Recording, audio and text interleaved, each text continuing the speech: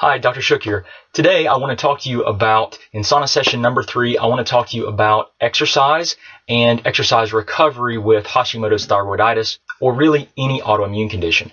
A lot of my patients, they ask about exercise, and that's a great thing because in general, exercise is fantastic for you.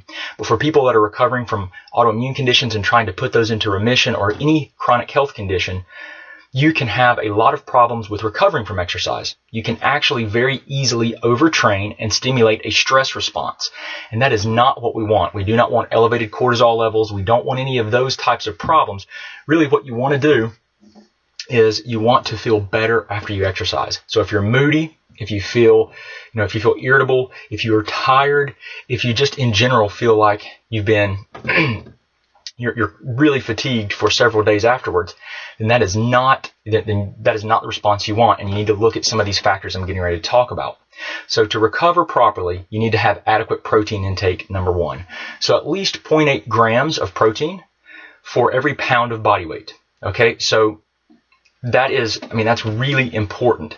Now, some people do better with even more protein, 1.4 grams per pound of body weight to 1.8 grams.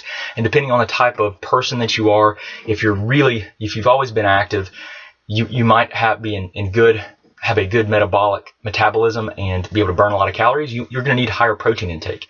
If you're a bodybuilder, higher protein intake. If you're just getting started, lower protein intake is typically just fine. Okay? Protein intake is number 1. Number 2 is going to be carbohydrate intake. So you need to eat enough carbohydrates to fuel your body because your body uses those carbohydrates, which are broken down into sugars in your body, as energy.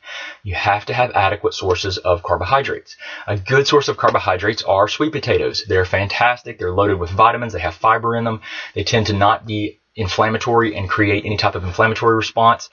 If they do cause any problems, it's typically bloating because of the fibers in the sweet potato. They feed small intestinal bacterial overgrowth. That's another question. If you have a question about that or if that's happening to you, let me know and I'll try to help you out with that. The next thing you need to have is adequate sleep, right? You need to have adequate sleep.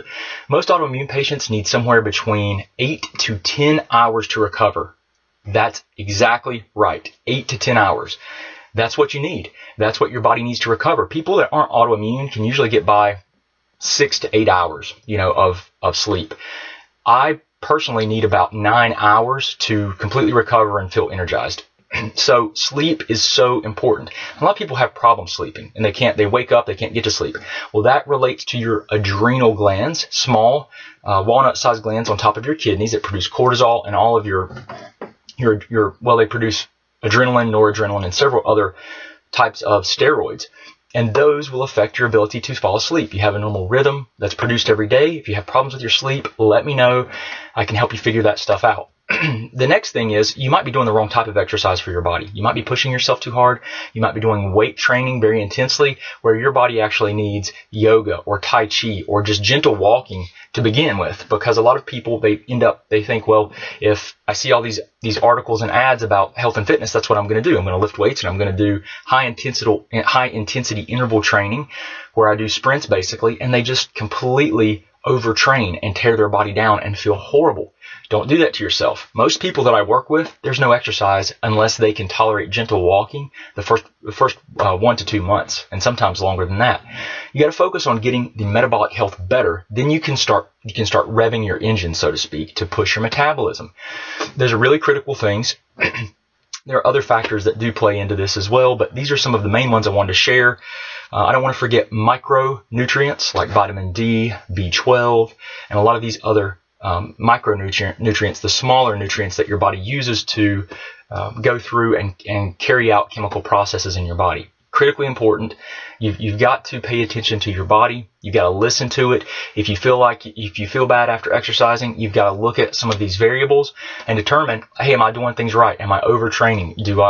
Am I not eating enough food? Am I missing some of my nutrients and minerals?